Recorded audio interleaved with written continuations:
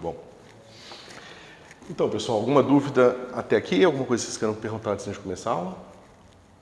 Então, a gente estava discutindo a questão das quantidades conservadas, né? Porque nós queríamos ali motivar a introdução de algumas quantidades físicas, né? Tipo um quadrivetor momento, né? Então, vamos pensar um pouco no que nós fizemos até agora, porque basicamente nós temos aqui a aceleração própria que nós definimos como sendo isso aqui, certo? Então, bom, vale a pena a gente dar uma olhada em quem é esse cara aqui. Ou seja, a gente definiu lá atrás, né, que é o nosso UMI, que vai ser simplesmente definido como sendo dx mi d tal, certo? Bom, nessa notação aqui, o que nós acabamos de ver é que essa quantidade aqui, ó, a gente pode definir como sendo um quadrimomento, certo? O que nós vimos é que a componente P0 desse negócio está associado à energia, certo? E, por exemplo, a componente espacial também, né? Gama x1 ponto, certo? Então, naturalmente, que esse objeto aqui parece ser crucial para o nosso trabalho, tá certo? Mas, além disso, outra coisa que nós tínhamos visto é que o próprio U, ele é sempre normalizado, né? A gente viu que esse cara aqui era igual a menos c quadrado. Alguma dúvida até aqui, pessoal? Esse cara aqui é um vetor que, por ser definido dessa forma aqui, e onde o parâmetro é o próprio tempo próprio, isso faz com que esse vetor seja normalizado, ok? Porém, a gente pode fazer uma inversão dessa brincadeira. A gente pode pensar o seguinte: se eu tiver um outro vetor qualquer normalizado, ele então vai estar relacionado a uma outra curva, tá certo? Parametrizada pelo seu próprio parâmetro de tempo próprio, certo? Ou seja, qualquer vetor, agora que eu pegar V, e se eu calcular ele e encontrar isso aqui, tá? Significa que existe uma curva qualquer, que eu vou chamar de, sei lá, Wmi, tá certo? Como função do espaço-tempo, de forma que esse cara aqui vai ser igual ao meu Vmi, certo? Então, a gente pode trabalhar agora de forma geral com esses objetos, tá certo? Agora, qual é a relação algébrica entre eles? Ou seja, como é que você consegue extrair informações sobre essas trajetórias ou sobre os frames, né, os referenciais, usando agora os produtos internos aqui? Bom, a gente viu lá atrás o seguinte: se eu pego o meu U, Mi, tá certo? Esse cara aqui vai ser dx0 d tal, certo? E aqui eu vou ter dxi d tal, certo? Aqui o i é 1, 2 e 3, tá? Só para não escrever as três componentes. Mas quem é esse cara aqui? Né? dx0 d tal, a gente já viu, vai ser c dt d tal, né? E quem é dt d tal? D tal vai ser igual a raiz de, a gente fez aqui, né? 1 menos, agora eu já vou escrever completo. E aí vocês aqui, pessoal, me digam se tem alguma coisa que não está clara, tá? Esse cara aqui, dt. Certo? É a definição do tempo próprio, né? É a raiz aqui da trajetória, só que a trajetória eu estou parametrizando pelo tempo coordenado, dt, por isso que fica o dt aqui, e o ponto que é o ddt, certo? Mas diz pra gente que dt, d tal, vai ser o quê? Vai ser o fator gama para essa velocidade aqui, x. Certo? Deixa eu ver se eu fiz besteira. Porque, né, o dt, d tal, esse cara vem para cá no denominador e por isso esse cara aqui dá o fator gama. Certo? Mas se eu olhar para cá, eu vejo então que a primeira componente do U, Mi, ou seja, a primeira componente dele vai ser justamente esse fator de C gama, certo? E gama aqui Bom, a gente vai ter um problema mais tarde, acabei de pensar, mas tudo bem. Né? E esse cara aqui vai ser como, pessoal?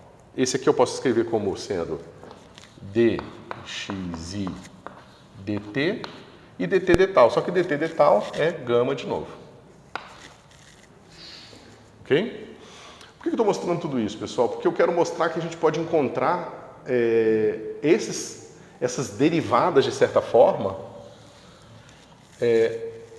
dentro da própria álgebra dos quadrivetores, tá certo? Ou seja, a gente já definiu, né, esse cara aqui é um quadrivetor. A gente está trabalhando na classe dos quadrivetores normalizados e a gente está encontrando esses resultados aqui. Como que eu extraio essa quantidade aqui? Nós vimos que a gente pode, né, precisaríamos definir um projetor que extrai a primeira componente. Mas a gente viu que a gente pode sempre definir um projetor através de um vetor, certo? Ou seja, se eu defino um vetor V, que é dado assim, ó, C, 0, 0, 0, e boto um menos aqui, como é que fica se eu descer os índices desse cara? Né? Ou seja, como é que fica o meu Vmi igual a V alfa, eta, alfa, mi? Como é que ele vai ficar? Desculpa. Vai ficar menos C, 0, 0, 0. Certo? Então, se eu aplicar esse projetor aqui no vetor U, o que eu vou obter?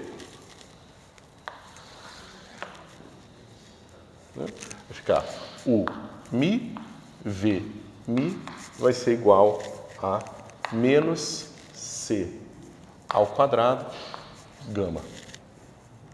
Certo?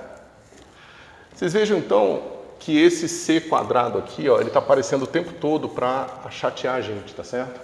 O que a gente pode fazer para simplificar é o seguinte, esse cara claramente tem que ter unidade de velocidade, tá certo? Se eu dividir pela velocidade da luz, esses vetores todos aqui, a gente acaba sem problema nenhum, tá certo? Ou seja, então eu vou definir esse cara aqui, ó, com 1 sobre C, ok?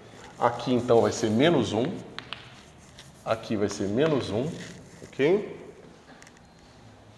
Aqui, se a gente quiser ser completo, deixa eu ver se eu errei. Não, esse aqui está certo. Então, esse cara vai ser 1 sobre C aqui. Né? Esse cara não muda, aqui não muda. Aqui vai ficar 1 sobre C. Né? Sempre aparece x ponto sobre C, tá certo? Aqui vai ficar 1 e aqui vai ficar menos 1. E para cá vai ficar simplesmente menos o fator gama. Certo? Mas veja, parece que isso é uma coisa muito particular, porque esse vetor V que eu coloquei aqui, ele é um vetor muito especial. Eu construí ele para tirar esse gama aqui. Parece que não tem nada de especial. Pode falar. Não. Ah, que você levantou o dedinho. Não.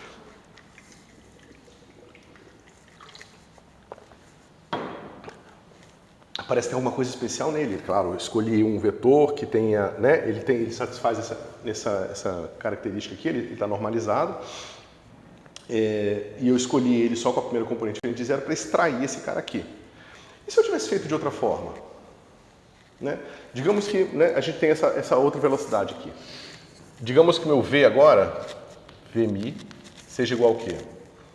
Seja um vetor como esse aqui, tá certo? Só que agora a gente tem que escrever a notação completa. Vai ficar assim, gama do W, tá certo? No mesmo sentido, deixa eu, W ponto. Né? Esse cara eu vou definir só assim, x ponto, certo? Então esse cara aqui é o fator gama desse W, ok? Vírgula, W, gama de W ponto, e aqui W ponto, ok? E sobre C, sempre, ok? E aqui a gente tinha a mesma coisa, tá? O meu U é um gama, só que aqui eu vou escrever ele completo, gama de x ponto, tá certo? E aqui, gama de x ponto, aqui, e o resto está de boa.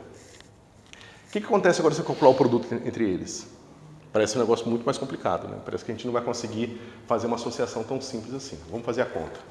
Então vai ficar assim, U, mi, eta, mini, v, ni. Quanto é que está isso aqui, pessoal? menos gama x ponto, gama w ponto. Tem um fator desse aqui, tem um fator desse aqui, e tem um fator desse aqui e um fator desse aqui. Então, isso aqui tudo fica em evidência. Certo? Esse termo aqui vai ficar... Eu já botei o menos aqui, então fica 1. Ok? E aqui vai ficar o quê? Espera aí, menos. Menos. O que vai entrar aqui? É essa parte do produto com essa parte do produto aqui. Certo? Ou seja, isso aqui vai ser w.i x.i. Ok? Mas o que é isso aqui? Que quantidade é essa que a gente está obtendo?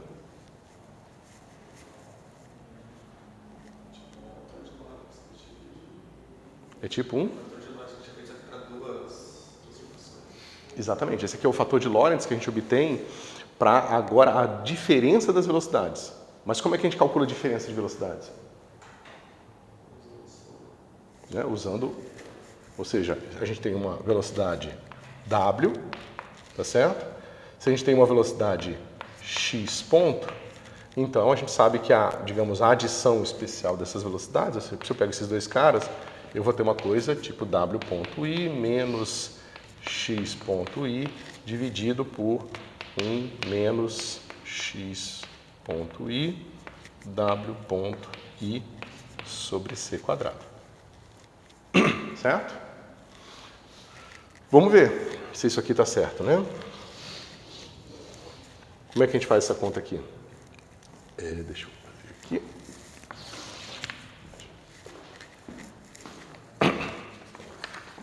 Então, a gente vai ter menos, vou botar aqui igual, menos 1 sobre raiz de 1 menos x ponto quadrado. Vou fazer assim, sobre C2, 1 menos w ponto quadrado sobre C2, certo? E aqui, deixa eu ver se eu não estou esquecendo nada. w.i x.i. Qual a maneira mais fácil da gente ver esse negócio aqui, pessoal? Como é que fica o gama dessa diferença aqui? Ou seja, se eu pego esse cara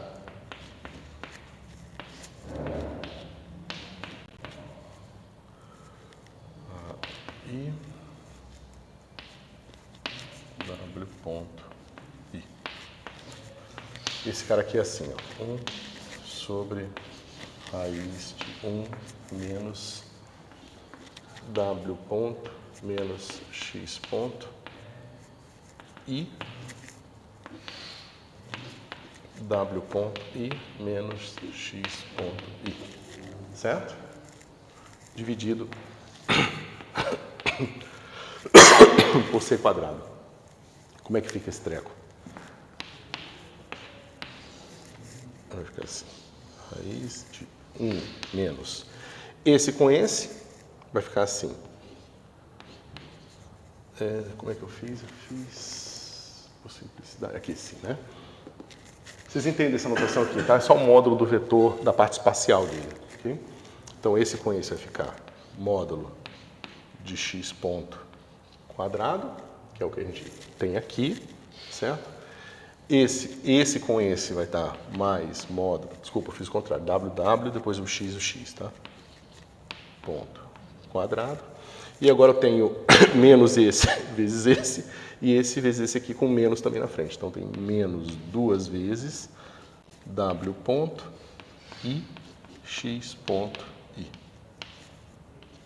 Certo? Sobre c quadrado.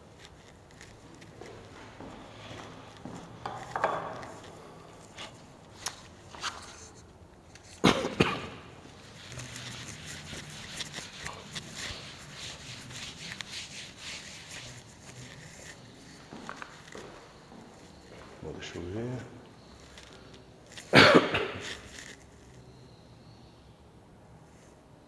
Se eu não estou um pouquinho. Eu esqueci do 1 ali, né? Aqui, ó. Aqui é 1 menos isso aqui.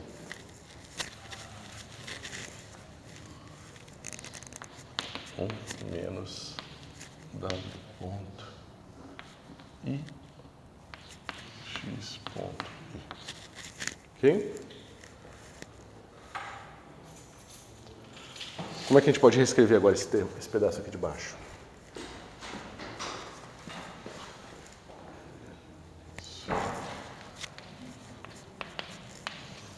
Depois, eu estou fazendo isso dessa maneira complicada porque eu quero mostrar para vocês que tem uma maneira algébrica de introduzir esses conceitos que são muito mais simples, tá?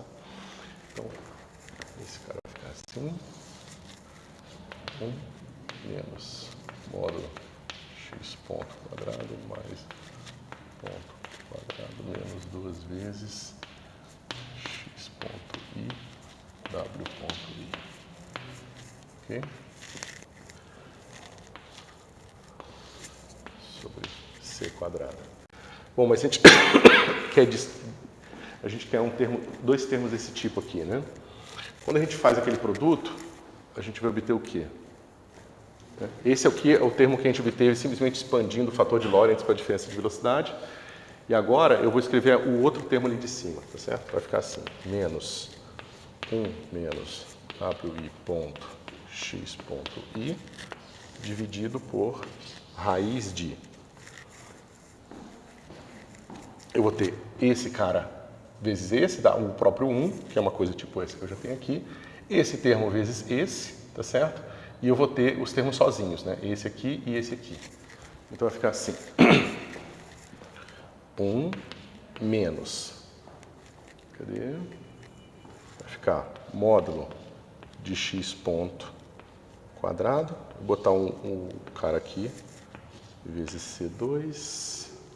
Espera que eu esqueci um C em algum lugar. Aqui, né? Tem que ter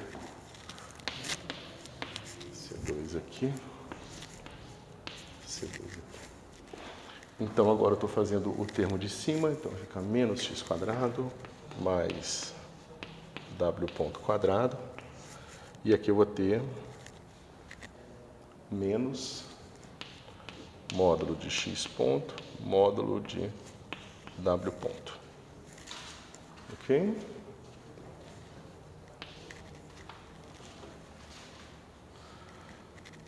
Deixa eu ver se eu não estou fazendo uma bobagem. Falta um fator de 2, né? Espera aí. Não, está errado. É esse vezes esse e esse vezes esse.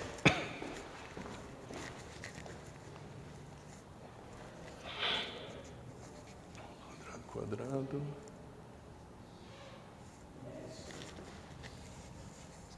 Né? E eu vou ter aqui, né? Com... Oi? Então, esse cara aqui tem um quadrado aqui e um C a quarta aqui. Não é isso? E o sinal está certo também, né?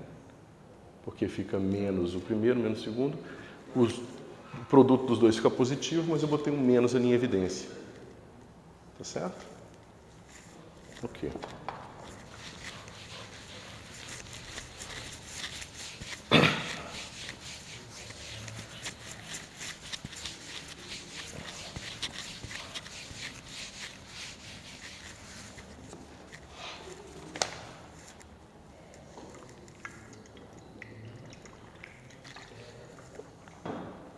Deixa eu só ver se eu tô... Esse aqui tá certo.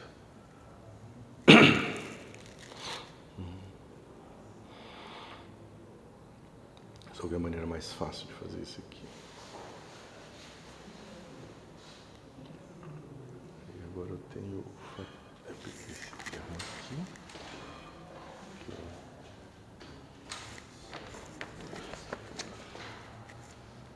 Ok. Então, agora vamos fazer o seguinte. Esse gama, que a velocidade dele é tudo que está entre parênteses ali. Isso. Ah, sim. Eu esqueci do termo aqui do denominador, né? Então aqui vai ficar c ao quadrado, 1 menos esse cara aqui ao quadrado, certo? E era o termo que eu acho que eu estava esquecendo, por isso que não está dando certo. Tá, ok. Então vai ficar aqui c quadrado, é nesse mesmo, né? 1 menos xi ponto wi ponto. Pessoal, até aqui tudo bem? Né? Basicamente o que eu vou fazer agora é que eu vou tirar esse cara, o mínimo múltiplo comum, e passar aqui para cima, tá certo? Quando eu fizer isso, eu tenho raiz de um quadrado. Só que esse número aqui, que falta o c quadrado aqui... Cara, estou distraído hoje, peraí. Né?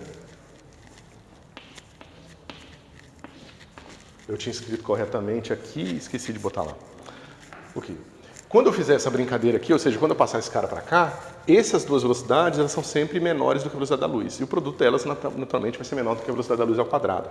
Então, eu posso tirar essa raiz quadrada aqui sem problema, tá certo? Então, o lado de cima vai ficar como? Vai ficar 1 menos x ponto i, w ponto i, dividido por C2, dividido por essa brincadeira aqui, raiz de 1 menos módulo de x ponto quadrado, mais módulo de w ponto quadrado, menos 2 vezes x ponto i, w ponto i. Certo? E esse cara, agora, eu tirei o mínimo múltiplo comum, então eu esqueci de... Esse cara, ele vem pra cá também, tá? Deixa eu ver se... Ok. Eu peguei só esse pedaço aqui, tá, pessoal? Ok. Então vai ficar assim. 1 menos x ponto i, w ponto i, sobre C2 ao quadrado, menos módulo de x ponto quadrado, mais módulo de w ponto quadrado, menos 2x ponto i, w ponto i. Acho que agora eu não perdi nada, né? E aqui, claro, tem que ter um C2, um C2, um C2. Então, tá ali o fator gama. Deixa eu ver se eu não perdi nada.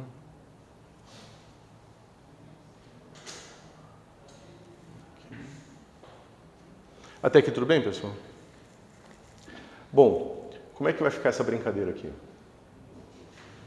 Eu tenho esse cara aqui ao quadrado, esse cara aqui ao quadrado, e eu tenho menos 2 vezes um vezes o outro, certo? Mas o que vai acontecer com isso aqui? Né? Deixa eu abrir esse cara aqui assim, e vai ficar... Deve estar aqui. Esse aqui já está igual a esse cara aqui. Tá? Então, eu posso escrever essa igualdade e continuar aqui, tá? Vai ficar 1 menos w ponto i, x ponto i, sobre c ao quadrado, dividido por raiz de 1, que é esse cara aqui ao quadrado. Aí tem menos 2 vezes o primeiro vezes o segundo, então vai ficar menos 2 vezes x ponto i, w ponto i, sobre c ao quadrado. Ok? Mais x ponto i, w ponto i, sobre C2 ao quadrado. Ok? Menos, agora esses termos aqui. Então, eu já vou escrever separadamente, módulo de x ponto quadrado sobre C2, módulo de w ponto quadrado sobre C2, e aqui menos mais x ponto i, w ponto i sobre C2. certo? Então, esse cara aqui vai simplificar com esse cara aqui, certo? O que a gente tem aqui para lidar ainda? Tem esse termo aqui, tá certo? E para comparar com esse termo aqui. Os outros termos a gente tem igual, né? Que são esses termos aqui. E aí, o que a gente pode tirar disso?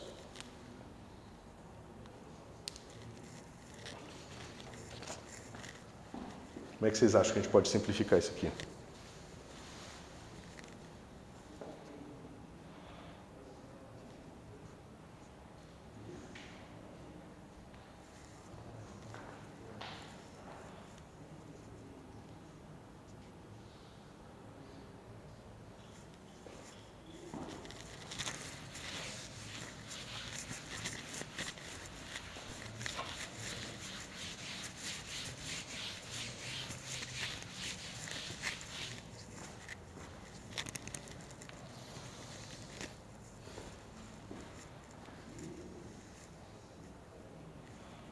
Como é que a gente pode reescrever um produto interno na parte tridimensional, espacial?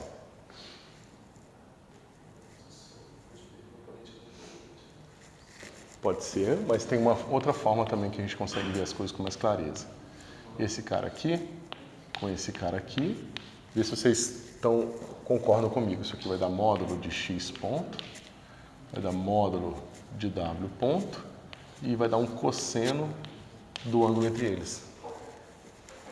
Certo? Quando ele vai esse negócio aqui, sobre C2, sobre C2, quando ele vai ao quadrado, x ponto i, w ponto i, sobre C ao quadrado. Ao quadrado vai dar módulo de x ponto quadrado, módulo de w ponto quadrado, sobre C2, cosseno ao quadrado de θ. Certo? Aqui a gente obteve... Só ver se eu...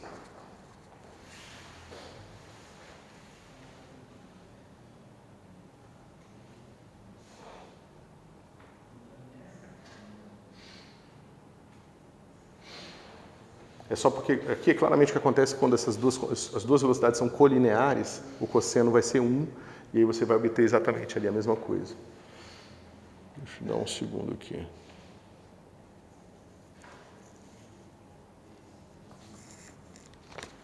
estou fazendo de errado? Faltando uma coisa.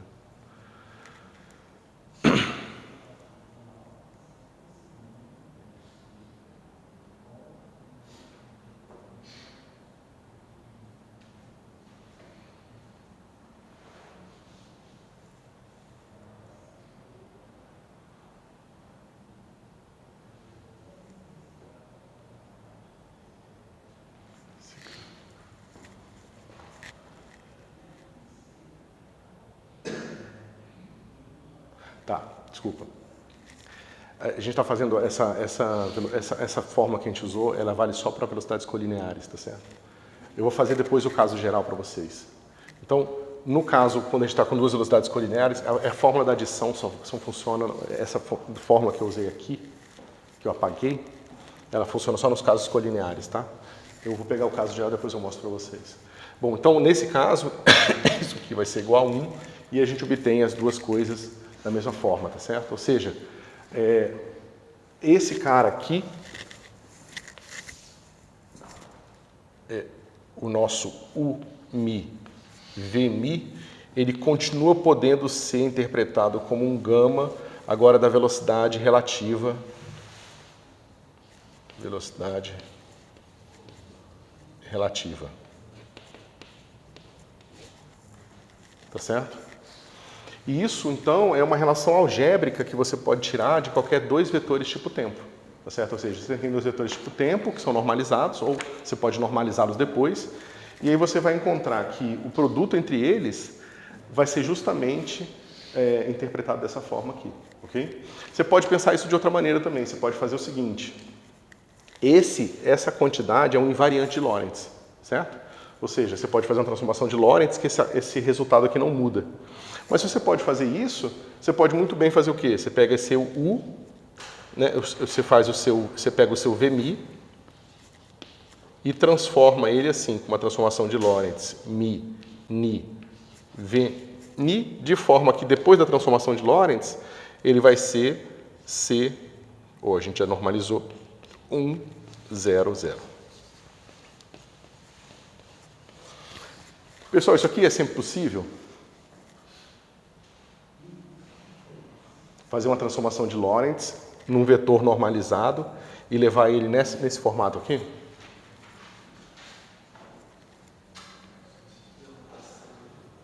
Você pode fazer isso, né? Se você fizer uma transformação de Lorentz com a velocidade que aparecer aqui, né? O x ponto que aparecer aqui, ou no caso o w ponto que aparecer aqui, esse cara vai ter só a primeira componente. E esse cara é um invariante, então se o nosso VMI é igual a menos 1, e esse cara aqui é igual a menos 1, significa que esse cara aqui não mudou a norma. Então, essa transformação de Lorentz aqui é sempre possível, tá certo? O que não seria possível é que se esse cara fosse um vetor tipo espaço, eu não posso transformar ele num vetor desse tipo com uma transformação de Lorentz, tá certo? Porque seria a mesma coisa de eu fazer uma transformação de Lorentz com velocidade maior que da luz, alguma coisa estranha assim. Okay? Então, como esse cara aqui é um invariante Lorentz, então eu poder fazer essa transformação significa que eu posso fazer uma transformação lambda nesse cara e nesse cara aqui, não muda o produto interno, tá certo? E num frame onde esse cara é dessa forma aqui, o U tem justamente o gama como primeira componente. Tá certo? Bom. E agora? Como é que a gente pode pensar nessas coisas em termos de ferramentas mais poderosas que algebricamente evitem a gente ter que passar por todas essas contas com índice, com todas essas contrações, essas coisas? Será que tem uma maneira mais sofisticada de fazer essa conta? E a resposta é sim. Né? A gente vai ver, é uma coisa chamada álgebra do espaço-tempo. Mas antes disso, a gente precisa entender o seguinte. Quando a gente trabalha com mecânica clássica, ou mecânica de fluidos, ou qualquer coisa que vai começar a envolver um campo, tipo um campo eletromagnético, a gente está trabalhando com operadores diferenciais desse tipo aqui, certo? Laplaciano, e naturalmente a gente também trabalha com DDT, certo? E aí você fala o seguinte, por exemplo, na própria mecânica, no próprio eletromagnetismo, na eletrostática, você trabalha com potenciais V que dependem do espaço, certo? Aí você fala, então tem menos Laplaciano de V igual a ρ sobre ε0, certo? Aí você tem a equação de Poisson aqui para resolver. Aí você fala, o seu ρ é uma distribuição de carga que está estática. Então, eletrostática significa que esse cara aqui também só vai depender de x. A pergunta é, tais funções existem? Funções que só dependam do espaço, elas fazem sentido? Agora que a gente sabe um pouco de relatividade restrita? Não faz mais, né? Eu falar que uma função só depende do espaço. Por que não faz mais sentido? Digamos que minha função seja assim, v de x1, x2, x3 seja igual a, digamos, chamar um valor E0 aqui, x1. Certo? Vou botar um menos aqui. Então esse cara aqui, se eu tirar menos o gradiente dele, isso aqui dá quanto? Vai dar o E0 na direção 1. Certo? É um campo elétrico, ou seja, um potencial num campo elétrico constante numa certa direção. Ok. Agora, esse cara está sendo visto nesse referencial aqui. No referencial x0, x1. Eu olho para o campo elétrico e ele aponta aqui nessa direção. Ok? Se eu faço uma transformação de Lorentz, e agora eu tenho que o meu y0 é igual a gama x0 menos, aí uma velocidadezinha v x1 aqui, e o meu y1 é igual a gama x1 menos v sobre c x0, certo? Nesse referencial aqui, O que os observadores vão ver como potencial?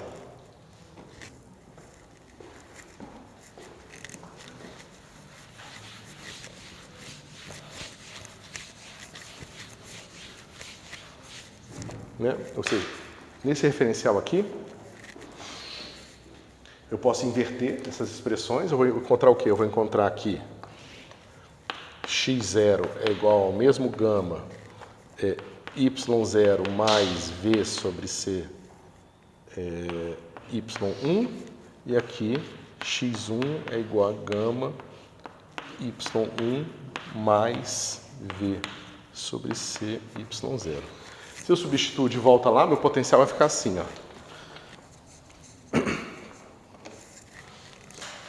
Meu v agora de y0, y1 e y, né? y0, eu botei todo mundo aqui? Botei. y2 e y3, nada mais vai ser, né? Eu botar um tio aqui, do que o meu potencial antigo calculado aonde?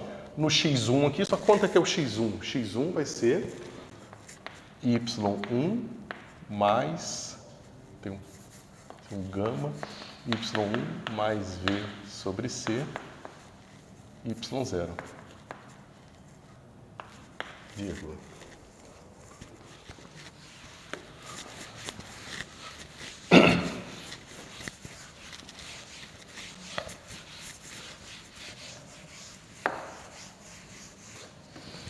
Esse cara vai ficar assim.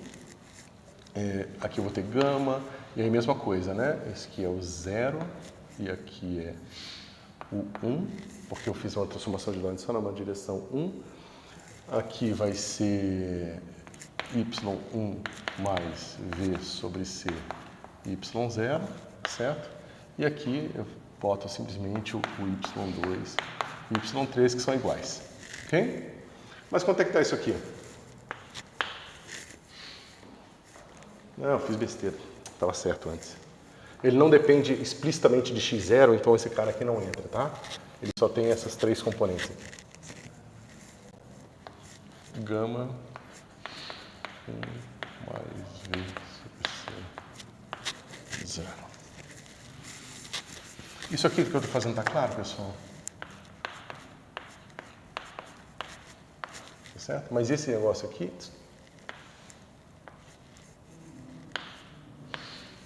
Okay? Mas isso aqui vai ser simplesmente... Caramba. Isso aqui vai ser gama y1 mais v sobre c y0 vezes menos e0. Ok? Então é uma função que agora depende da posição e do tempo. Ok? Bom, é um negócio meio óbvio, mas é importante para a gente entender que esse operador aqui, agora, ele não mais faz sentido como um operador diferencial na nossa teoria. Porque num referencial especial ele vai ser assim, mas em outros referenciais ele vai envolver DDT. Né? Porque quando eu fizer agora a transformação no operador de nabla, né? Lembrando que o nabla é dado por isso aqui, ó.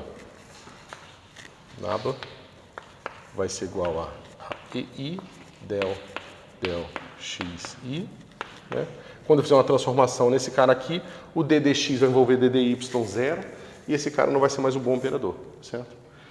Ao invés de a gente introduzir esse objeto aqui, a gente vai introduzir o del mi, que a gente vai simplesmente definir como sendo del x mi. Ou seja, é uma derivada que envolve espaço e tempo, tá certo? Agora, por que esse cara aqui é importante? Porque ele junta esses dois operadores num operador único, certo? E como eu já discuti com vocês algumas vezes, a gente só consegue construir um operador que seja um invariante, né? Quando a gente está trabalhando com geometria euclidiana, a gente quer um operador invariante associado a esse cara aqui, o que a gente faz? A gente pega aqui e define nabla, escalar nabla, tá certo? E esse cara aqui vira o laplaciano. E o laplaciano, ele aparece naturalmente na nossa teoria justamente porque ele é o operador mais simples que eu consigo construir simplesmente usando minha geometria, tá certo? Só que agora, se eu for tentar seguir a mesma ideia, Qual o operador que eu construo com esse cara aqui?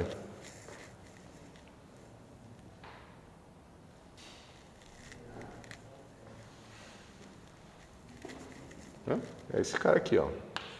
Eta, mini, delmi, delni, que eu vou chamar de quadrado ou d'Alembertiano. Tá certo? Algumas pessoas botam 2 aqui, algumas pessoas não colocam. Eu acho que só o quadrado é suficiente. A dificuldade aqui, pessoal, é que esse negócio é como? Ele vai ser menos 1 sobre c quadrado, d2, dt2, mais Laplaciano, né, para dar o nosso operador completo. Mas agora esse operador ele tem uma série de características diferentes, tá certo? Ele envolve espaço e tempo e ele tem esse menos aqui, tá certo? Quando vocês fizerem, né, vocês já viram física matemática, vocês sabem que se eu fizer separação de variáveis, esse cara aqui ele vai aparecer com certos altos valores negativos e esses caras aqui com altos valores positivos, tá certo? Então eu vou ter uma mistura de autovalores e autovetores, de autovalores positivos e negativos, e eu não vou ter mais um limite inferior, né? Ou seja, quando a gente, né, vocês viram lá em física matemática, esse cara aqui, ó, quando eu encontrar os autovalores dele, eu vou encontrar uma coisa do tipo menos k ao quadrado, tá certo? Esse k ao quadrado, ele tem um valor mínimo de 0, tá certo? Se você pensar no módulo dele. Agora, esse cara vai ter um sinal e esse vai ter outro. Então eu não estou mais somando quadrados, eu estou somando quadrados positivos e quadrados negativos. Esse cara daqui, esse cara daqui. Então esse operador, ele tem, os tipos de solução dele são diferentes. Justamente porque agora ele está te dizendo de propagação no espaço e no tempo. Enquanto a propagação no espaço tem características mais simples, a propagação no tempo envolve todo o conceito de causalidade, certo? E é por isso que esse operador vai ter propagadores bastante diferentes e tem essa característica aqui. Okay? Bom, quando se descobriu, né, a mecânica relativística e estava sendo construída a mecânica quântica, a primeira ideia que se teve na época foi construir uma mecânica quântica relativística, certo? Ou seja, como é que eu consigo construir uma mecânica quântica que seja ao mesmo tempo condizente com os princípios da quantização, a método de Dirac, por exemplo, e ao mesmo tempo que respeite as transformações de Lorentz, ou seja, você tinha a equação de Schrödinger, que é uma coisa IH cortado d dt, né, que vai ser igual a um certo operador hamiltoniana, ok? Só que claramente esse negócio aqui não é covariante, né? Ou seja, esse ddt aqui ele é num certo referencial. Se eu mudo de referencial, esse cara muda e adquire componentes espaciais. O que é um problema seríssimo na mecânica quântica que não é resolvido até hoje, tá certo? As pessoas não sabem, quer dizer, nós físicos em geral não sabemos como lidar com uma mecânica quântica, já que o tempo é um parâmetro e o espaço são operadores, ou seja, o x é um operador. Então, se eu faço uma transformação de Lorentz, aqui vai aparecer ddx, mas ddx é operador. Tá certo? Então, qual é o tempo que é coordenado? É o tempo no referencial original ou o tempo no outro referencial? Tá certo? Né? Basicamente, o que eu quero dizer é o seguinte, se eu faço uma transformação de Lorentz, eu vou ter que T' vai ser igual a gama T menos V sobre C2, que eu dividi por C, isso, X. Só que na mecânica quântica, X é um operador. Então, se eu faço uma transformação de Lorentz, o meu novo tempo é um operador. Só que antes ele era só um parâmetro, tá certo? Então, o que se tentou fazer? Não, então vamos deixar a equação de Schrödinger para lá e vamos pensar em construir uma equação de movimento, né, uma equação para a mecânica quântica, que se baseie diretamente nos princípios da relatividade geral, da relatividade restrita. Ou seja, usando um operador tipo o d'Alembertiano, tá certo? Então eles pensaram, vamos fazer uma mecânica quântica que satisfaça uma equação do tipo d'Alembertiano de φ igual a 0. Certo? O problema é que essa teoria não funciona. Ela dá um φ, e quando você resolve a evolução temporal desse φ, você descobre que esse cara aqui, ó, d3x, numa certa folha espacial, não se conserva. Esse cara aqui ele fica diferente de 1. Aí você pensa, bom, como é que eu vou fazer a mecânica quântica de uma função de onda que não é mais normalizável? E se ela é normalizável inicialmente, ela não é normalizada depois quando o tempo passa. Não consigo fazer isso, certo? Vocês já vão entender porque eu estou falando todas essas coisas, tá? O que então o Dirac pensou? Ele achou que o problema dessa equação aqui, da equação de Klein-Gordon, era que essa equação era de segunda ordem no tempo. Ele achou que o problema era o fato de que aqui, na equação de Schrödinger, aparece uma derivada ddt, por mais que na newtoniana vai aparecer d2 dx2, porque vai aparecer p quadrado, né? Vai aparecer o momento ao quadrado. Então, o momento ao quadrado vai ser uma derivada segunda no espaço e uma derivada primeira no tempo. Ele pensou, bom, então o problema aqui é que esse cara, ele é de primeira ordem, enquanto aqui é de segunda ordem. Então, se eu de alguma forma conseguir transformar a equação de Klein-Gordon numa equação de primeira ordem, eu resolvo o meu problema e eu vou provavelmente encontrar uma mecânica quântica relativística que funciona, né? Bom, pelo menos assim funcionou na cabeça do Dirac quando ele foi atrás disso, né? E o que ele pensou?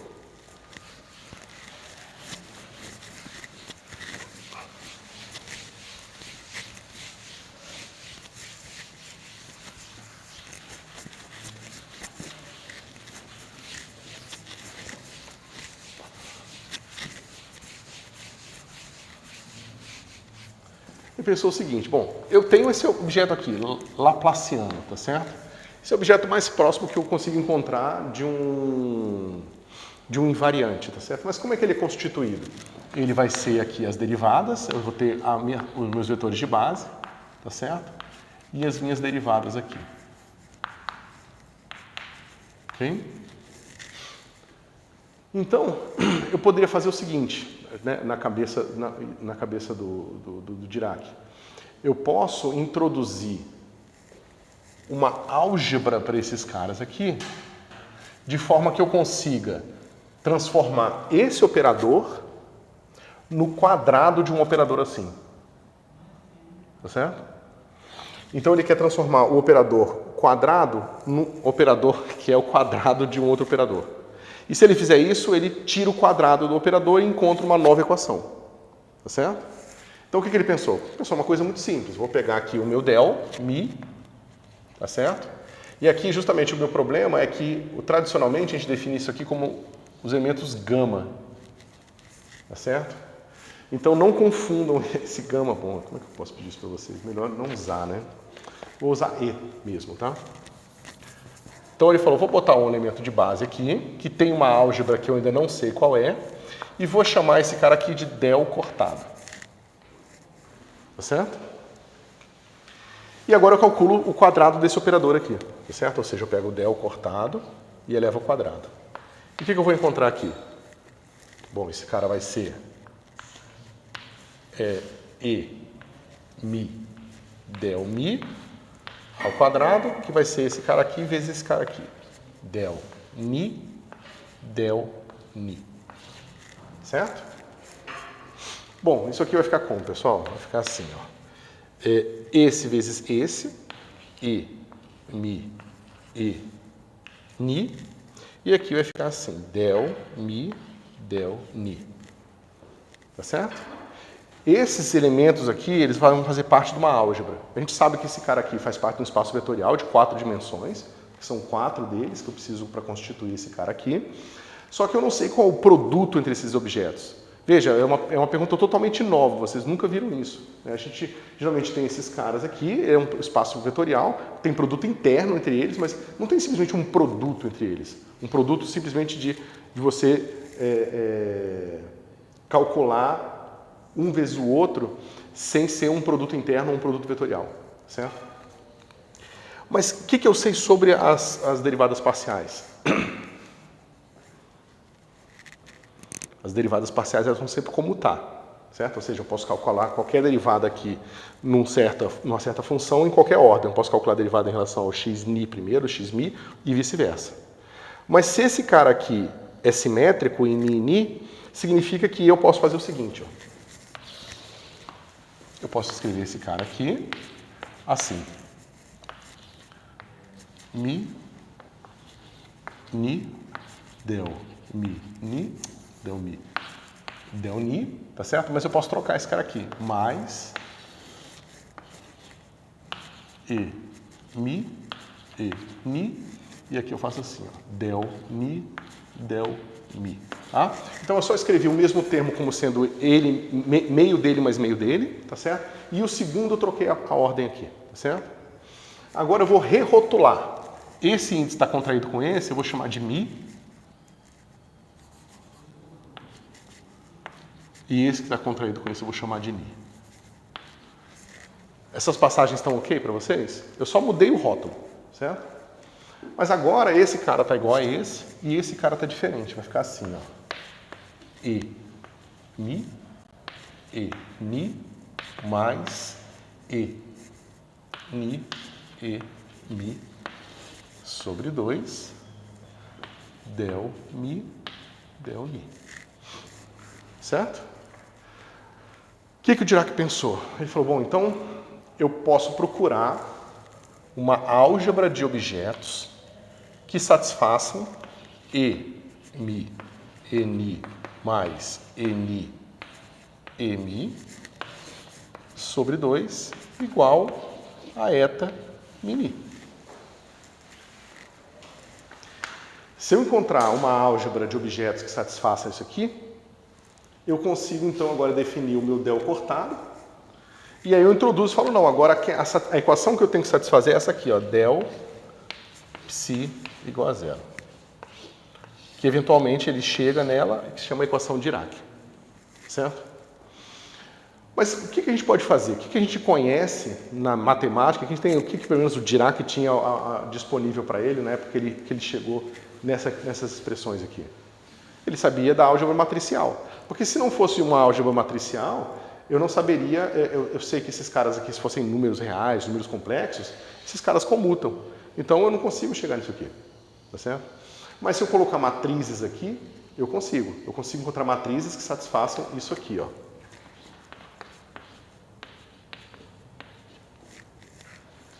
Tá certo? E foi o que ele fez. Hoje existe uma área, né, enorme da matemática chamada de álgebra de Clifford, tá certo? Que é isso aqui, é uma álgebra.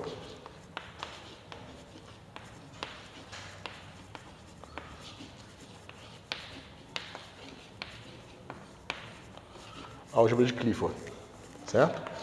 Então esse camarada aqui já tinha inventado essa álgebra há um tempo atrás. E ele classifica todas as matrizes. Então você descobre, por exemplo, qual é a dimensão mínima das matrizes para você conseguir representar essa álgebra. E você descobre que são matrizes 4x4. Se você precisa de matrizes 4x4 para representar essa álgebra, isso significa que esse operador é uma matriz 4x4. Tá certo? Por que ele vai ser o quê? Ele vai ser a derivada parcial, que vocês estão acostumados, né, vezes uma matriz. Então se a minha matriz tem, sei lá, uma matriz assim, 1, 0, 1, 0, qualquer coisa assim, se eu multiplicar esse cara por ddx, a mesma coisa que botar um ddx aqui, tá certo? Então, esse operador aqui, ele passa a ser um operador que mistura matriz e derivada, tá certo?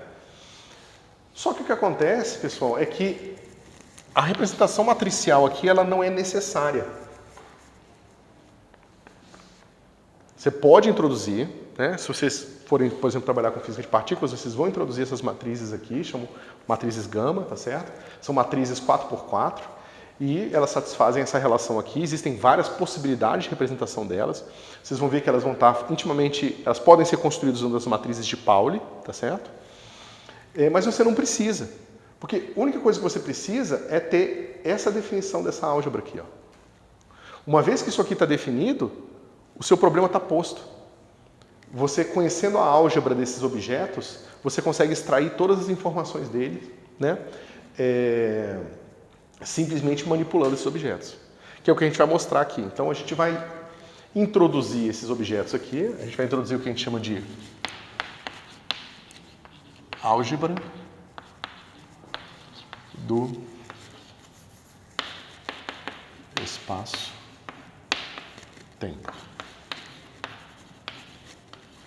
Certo? Então, basicamente, é o conjunto dos MI, tá certo? Com um produto, né? Esse cara aqui, mais um produto, tal que mi, ni, mais ni, mi, sobre 2 igual a eta mini. Tá certo? E pronto. Parece pouco, mas com isso aqui a gente já faz muita coisa. Quer dizer, a gente pode reobter vários dos resultados que a gente obteve até agora da relatividade restrita simplesmente usando esse negócio aqui. Essa álgebra, ela guarda nela todas as informações sobre transformações de Lorentz, frames, referenciais, tudo que a gente precisa está dentro disso aqui, certo? Bom. Como é que a gente começa a ver isso?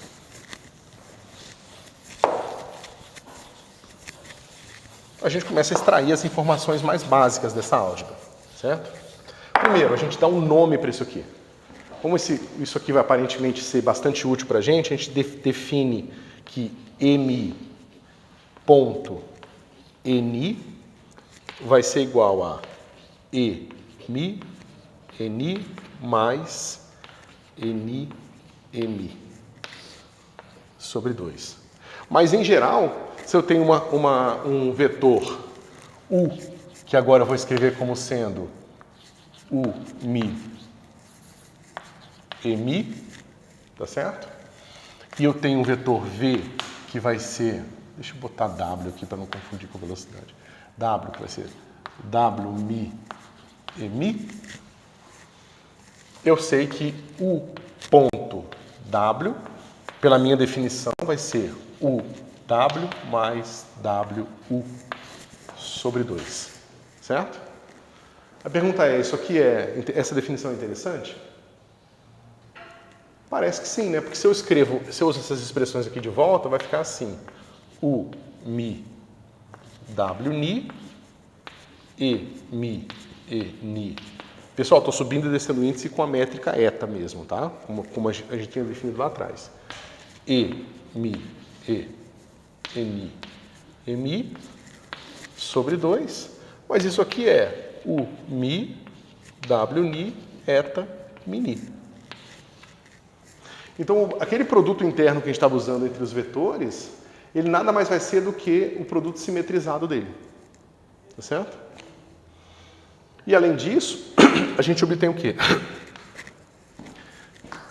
O que acontece com esses vetores aqui?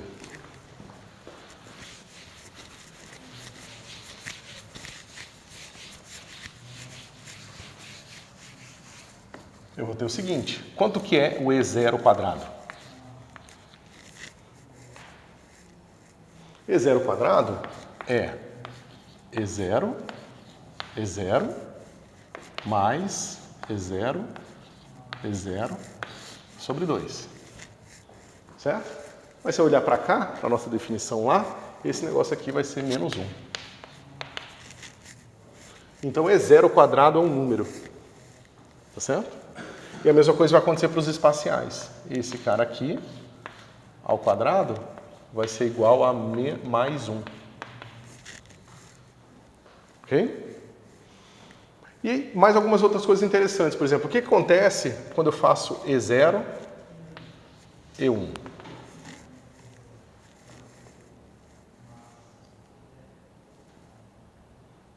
Eu posso fazer o seguinte. Esse cara vai ser E0, E1, mais E1, E0, sobre 2. Só que agora eu introduzi esse cara novo aqui que eu preciso remover. Então vai ficar assim. E0, E1, menos E1, E0 sobre 2. Todo mundo concorda? Esse termo se junta com esse, me dá o que eu tinha antes. E esse termo novo, eu simplesmente somei e subtraí ele. Tá certo? Mas isso aqui, pessoal, vai ser o quê? Esse cara aqui vai ser eta 0,1, que é 0. E esse cara, a gente vai definir, ele vai dar um nome para ele. A gente vai falar que esse cara é E0, cunha E1. Tá certo? Ou seja, E, mi, ou melhor, U cunha W, nada mais é do que UW menos WU sobre 2. Tá certo? É uma definição.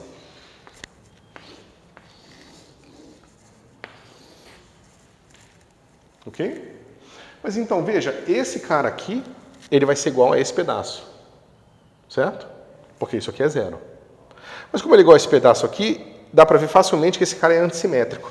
Ou seja, U cunha W é igual a menos W cunha U. Ou seja, isso aqui é igual a menos W cunha U. Ou seja, eu já sei mais uma coisa sobre os meus vetores de base. Eu sei que eles satisfazem isso aqui, ó. E0, E1 é igual a menos E1, E0. Tá certo? Pode ver isso de diversas formas. E a gente sabe que isso é geral também aqui, ó. E1, E2 vai ser menos E2, E1. Tá? Então, para você fazer todas as manipulações algébricas que a gente vai precisar aqui, basta você saber que esse cara é igual a menos 1 e esse cara é mais 1 e que eles anticomutam. Com esse conjunto mínimo de informações, você consegue fazer manipulações gerais desse negócio aqui. Certo? Esse 0 e 1, você só vai subtrair essa parte da direita? Eu acho que está trocado.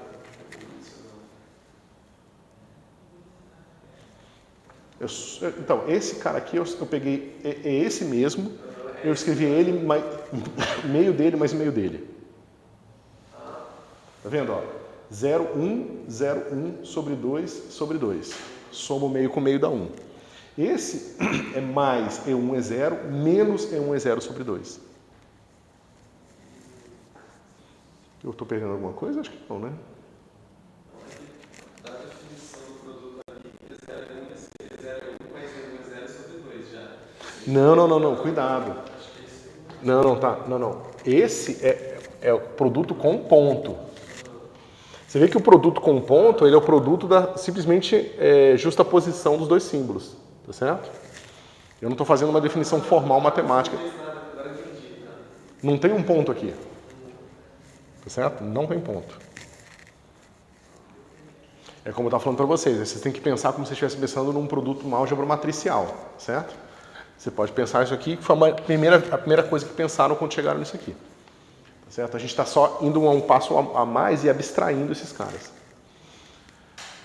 Bom, então a gente sabe disso, né? O que mais a gente pode então obter aqui? A gente sabe que esses caras satisfazem a anticomutação, a gente sabe qual é o quadrado deles quanto é que é. Então eu posso construir objetos mais complicados. Eu posso construir o E0, E1, E2, certo? Aí eu poderia falar, mas eu posso botar um E0 aqui, certo? Mas eu não chegaria em nada novo se eu fizesse isso. Por quê? Porque se eu faço isso aqui, eu posso comutar uma vez, ganho um sinal de menos. Comuto uma vez, ganho outro sinal de menos. E esse cara vezes esse cara dá 1, dá menos 1. Então esse cara vai ser menos E1, E2. Tá certo? Então, para trabalhar com esse tipo de álgebra, vocês vão ver que contar o número de permutações e depois levar as coisas ao quadrado vai ajudar muito. Então, quais são os objetos que eu posso formar? Eu já tenho os meus vetores de base, que eu sei o quadrado deles, né? Eu posso formar todos os objetos com zero, então eu posso o E0, E1, E0, E2 e E0, E3, mas eu posso formar também o E1, E2, E1, E3 e E2, E3. Esses aqui são todos os vetores, todos os objetos independentes que eu tenho formados por dois desses caras. Esse cara tem dimensão 6. Tá certo? E não só isso. Esse vetor aqui ao quadrado, como é que ele fica? E0, E1, E0, E1 vai ser igual ao quê? Eu anticomuto uma vez, ganho menos 1.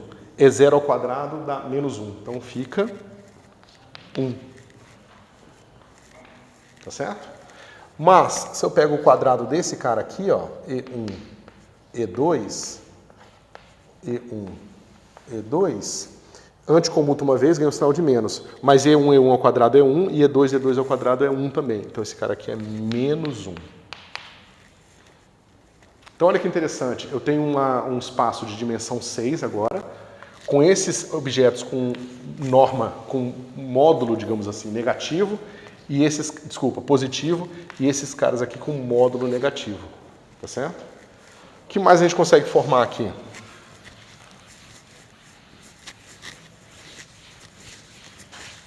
Quantos caras com 3 vetores a gente consegue formar? A gente consegue formar E0, E1, E2. Eu consigo formar E0, E1, E3. Eu consigo formar E0, E2, E3. E eu consigo formar E1, E2, E3. Quantos objetos eu tenho aqui? 4. Tá? Então eu tenho 6 desses. Deixa eu ver. Eu tenho, né, o E0, E1, E2, E3, que são 4. Então eu tenho 4 desses, mais 6, mais 4.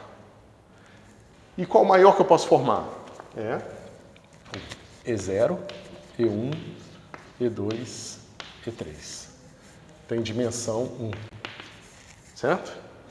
Mas a gente viu também que dentro da nossa álgebra está esse cara aqui, ó. Por exemplo, esse cara quadrado é 1. Então eu tenho o elemento que é simplesmente um número real, que é o 1 aqui, e tem dimensão 1. Tá certo? Bom, mas veja bem, eu tenho 4, eu tenho 1, mais os 4 vetores, mais os 6, que eu vou chamar de bivetores, tá certo? Porque tem 2 elementos de base. Eu tenho 4 trivetores e tenho 1, que esse cara aqui a gente chama de pseudo-escalar.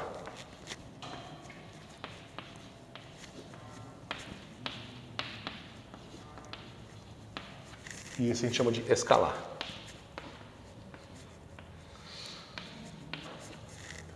Quanto é que está isso aqui?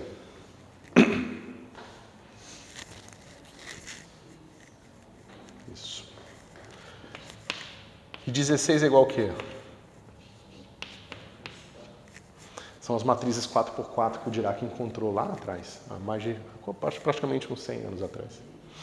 Né? Ele descobriu essas matrizes 4x4. E essas matrizes 4x4 elas estão diretamente associadas a 16 elementos geométricos que a gente tem interpretação direta. O escalar é justamente uma quantidade que não se transforma quando você faz uma transformação de Lorentz. Os vetores são os caras que se transformam como um quadrivetor, que a gente já explorou bastante, é basicamente tudo que a gente explorou até agora. Tem esses novos elementos que são os bivetores, que a gente vai ver que eles são bastante importantes também, uma interpretação muito rica. Esses pseudovetores aqui, eles são um pouco menos interessantes, a gente já vai ver por quê.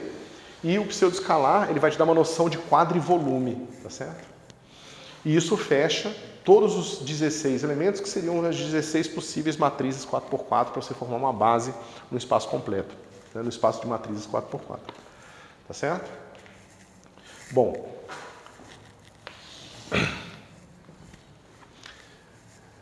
a gente pode ver agora como que a gente usa essas relações algébricas para fazer conta, certo? Então a primeira coisa que a gente introduz é um símbolo para o pseudoescalar.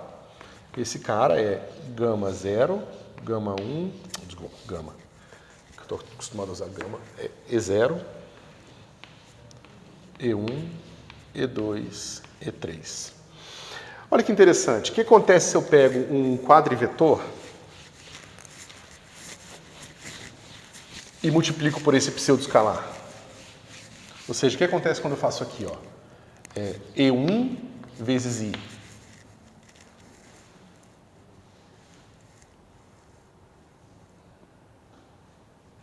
Né? Vai ficar assim. E1, E0, E1, E2, E3. Isso aqui, claramente, eu posso trocar esse de lugar, vai ficar menos E0, E2, E3. Então, multiplicar por esse I aqui levou um vetor num pseudovetor. Tá vendo que esses caras aqui são os pseudovetores, tá certo?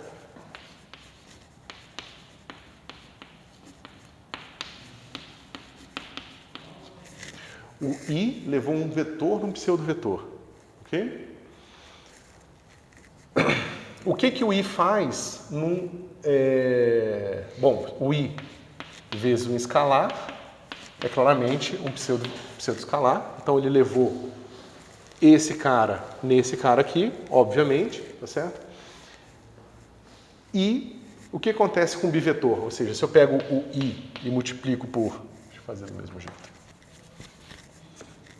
Se eu pego o meu E0, E1 vezes I, eu vou obter o quê? E0, E1, E0, E1, E2, E3.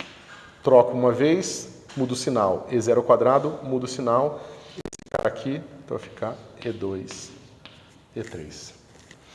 Então ele leva um que tem sempre o tempo num que não tem o tempo. Né? Tá vendo que a gente tem duas classes? Esses com módulo positivo e esses com módulo negativo. E é esse I aqui que leva de um para o outro. Certo? Então esse I, ele está fazendo o papel de um objeto que a gente viu um pouco atrás, só que de uma forma muito mais natural, mais fluida pelo menos. Né? Como é que você, por exemplo, na análise de cálculo de Gibbs, como é que a gente faz para calcular um produto vetorial?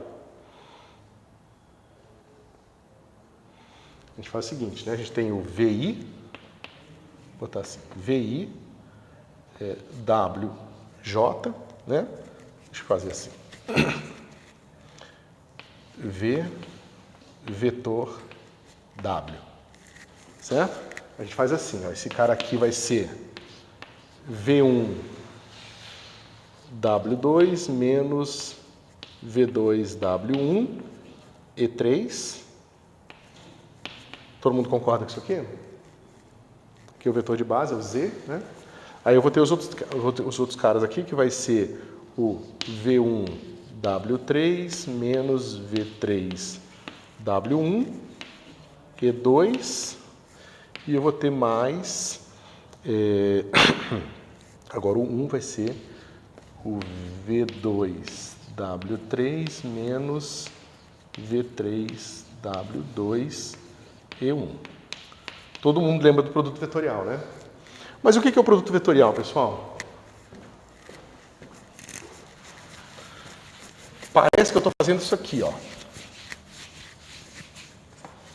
Parece que eu estou pegando o meu VI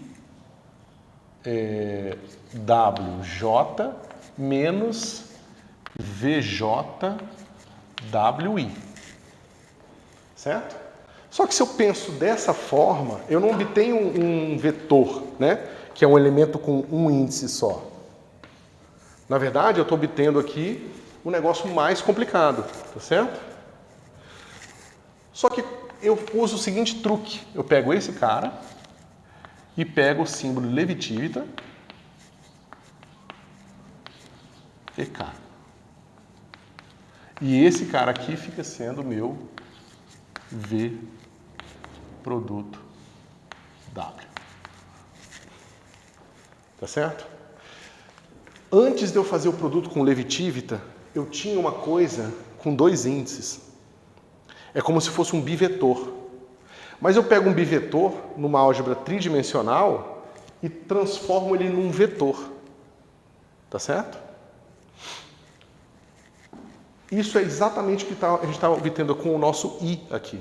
O nosso I, ele vai fazer o papel do Levitivita em 4 dimensões. Tá certo? Ou seja, se eu tenho Vmi, Wmi menos Vni, Wmi, eu tenho um bivetor. Mas se eu pegar esse cara aqui, ó, Mi, Ni, Alfa, Beta, eu tenho outro bivetor. Tá vendo? Que esses índices contraem com esses caras aqui.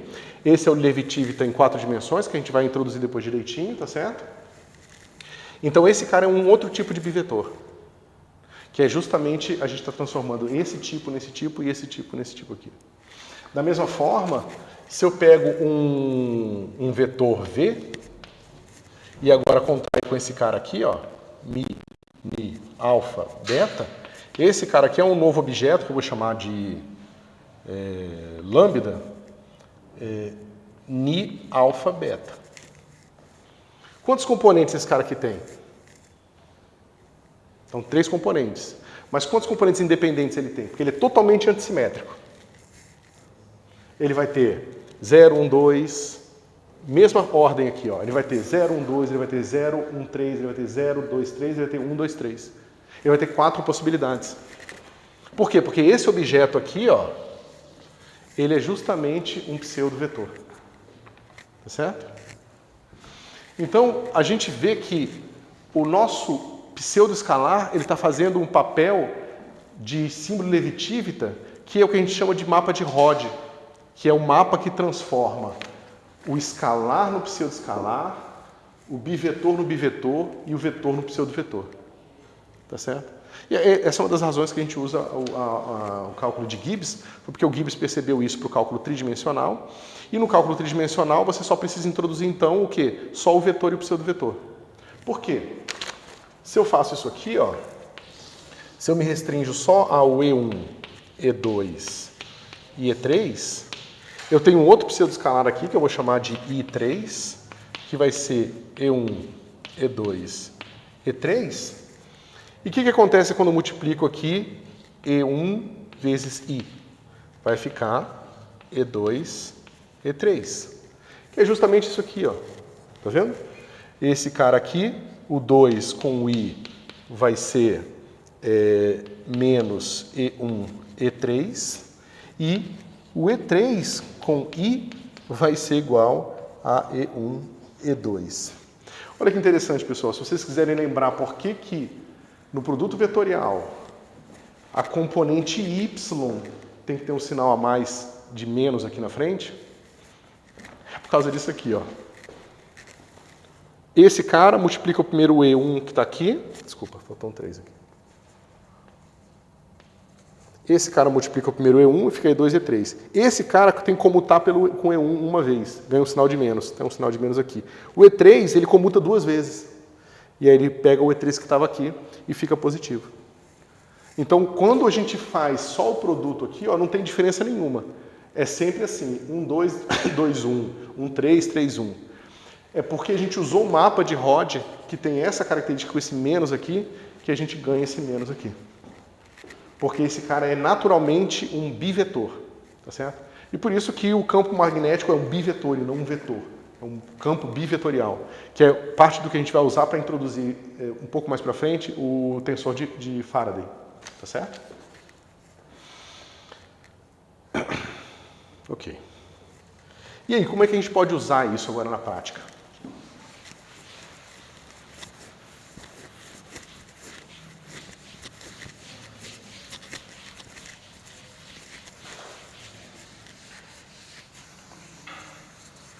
Bom, vamos fazer uma conta simples aqui. Esse cara aqui ao quadrado, E0, E1 ao quadrado, a gente já viu que é igual a 1, certo? Então, se eu fizer isso aqui, ó,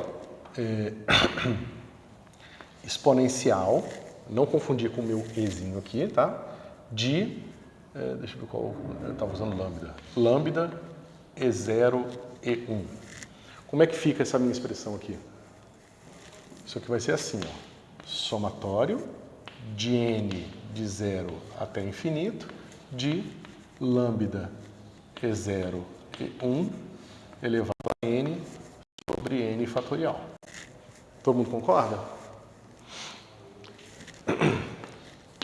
Toda vez que o meu n for par, quanto é que vai dar isso aqui?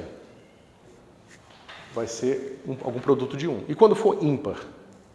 Vai ser simplesmente E0, E1, certo? Então eu posso separar essa soma em dois pedaços. Eu vou somar aqui n de 0 até infinito. E eu vou pegar assim, lambda E0, E1 elevado a 2n sobre 2n fatorial, mais, se vocês tiverem dúvida nisso aqui, vocês me avisam, tá, pessoal? De 0 até infinito. Estou separando minha soma na parte par e na parte ímpar. Lambda E0, E1, 2n mais 1 sobre 2n mais 1 fatorial. Certo? Mas agora eu sei que esse cara aqui está elevado a alguma potência par. Como ele está elevado a uma potência par, vai ficar assim, ó. Soma de n de 0 até infinito de lambda elevado a 2n sobre 2n fatorial. Esse está elevado a uma potência ímpar. Então, eu posso escrever assim, mais E0, E1, e aqui vai ficar soma de n de 0 até infinito. E agora fica assim, lambda elevado a 2n mais 1 dividido por 2n mais 1 fatorial. Pessoal, que função é essa e que função é essa aqui? Que funções são essas? Senos e cossenos hiperbólicos. Certo? Ou seja, E lambda E0 E1 vai ser igual a cosseno hiperbólico de lambda mais E0 E1 seno hiperbólico de lambda. O que isso parece, pessoal?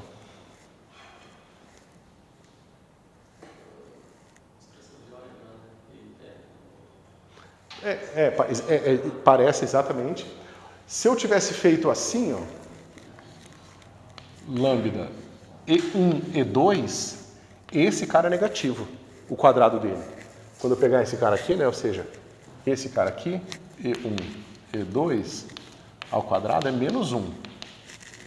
Então, se eu pego essa expressão aqui e repito os mesmos passos que eu fiz antes, eu vou obter o quê? Cosseno de lambda mais E1, E2, seno de lambda. E esse negócio agora tem uma cara de rotação, enquanto esse cara aqui tem uma cara de transformação de Lorentz. Certo?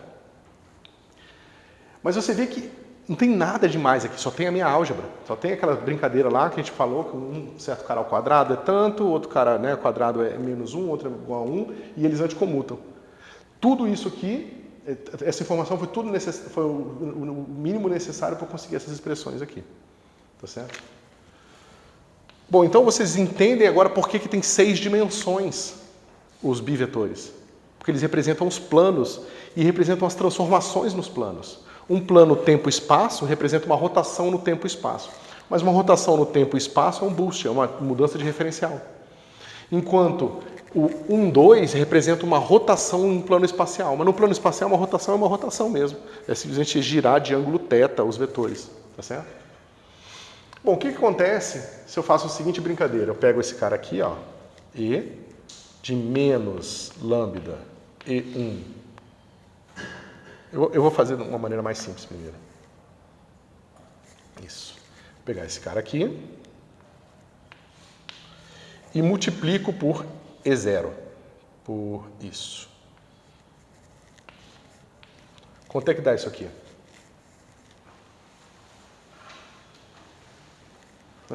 Essa expressão aqui de cima vai ficar assim, ó.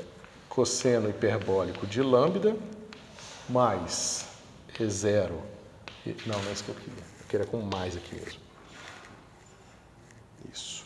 Deixa eu só ver. Eu quero com mais.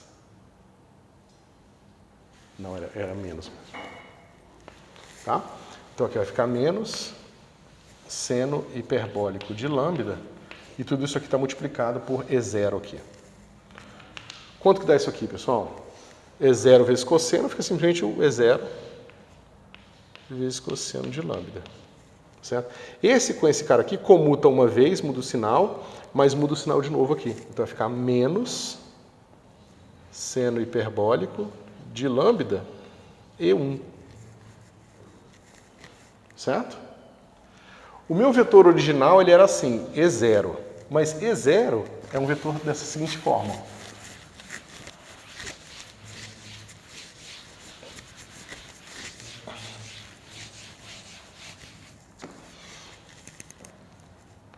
E0 nada mais é do que eu escrever assim, ó, meu W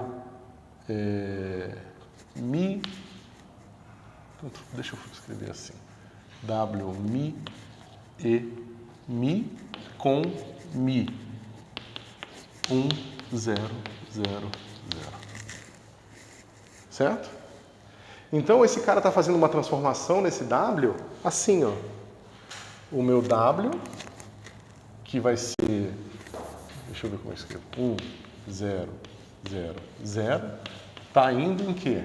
Em cosseno hiperbólico de lambda menos seno hiperbólico de lambda 0 0 Tem zero demais. Isso. Vai ser uma transformação de Lorentz, pessoal. Lembra? Esse cara aqui é o fator gama, né? E esse cara aqui é menos V sobre C gama. Então, simplesmente conhecer a álgebra dos bivetores e saber como é que elas interagem com a álgebra dos vetores me permite definir uma transformação de Lorentz assim. Ó. É simplesmente esse objeto, que a gente vai chamar de rotor, aplicado nesse cara aqui. Certo? Deixa eu ver quanto tempo a gente tem. Acabou. Então, por que a gente está vendo isso aqui, pessoal?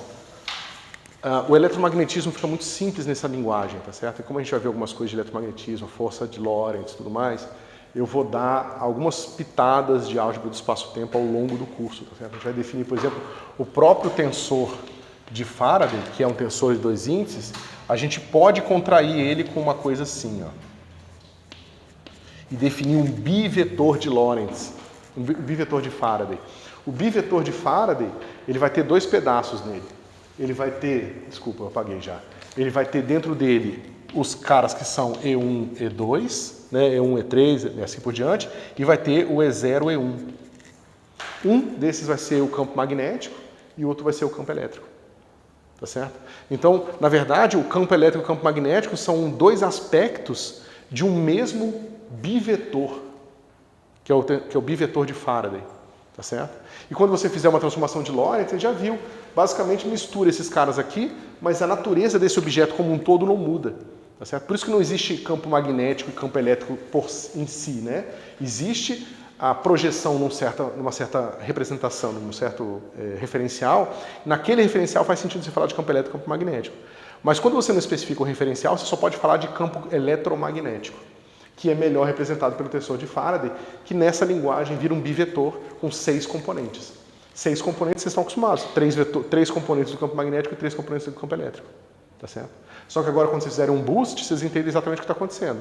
Você está misturando os bivetores, mas o objeto como um todo é o mesmo. Tá certo? Bom, mas é isso, pessoal. Depois a gente vai ver essas coisas com mais detalhe.